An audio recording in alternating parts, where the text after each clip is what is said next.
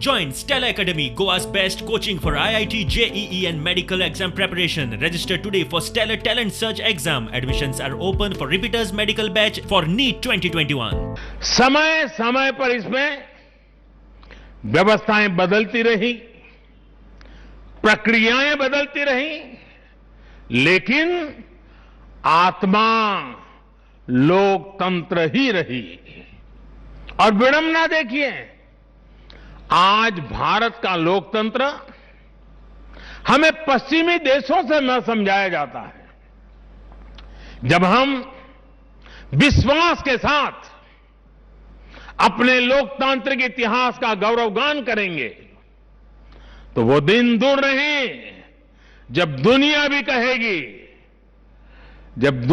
कहेगी India is mother of democracy, India is mother of democracy, India is mother of democracy.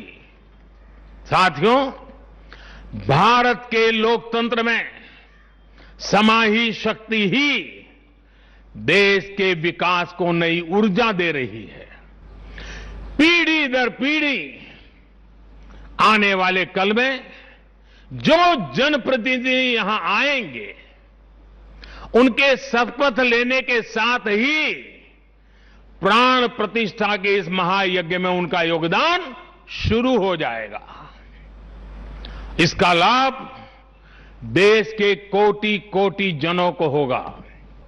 21वीं सदी भारत की सदी हो, यह हमारे देश के महापुरुषों और महान नारियों का सपना रहा है।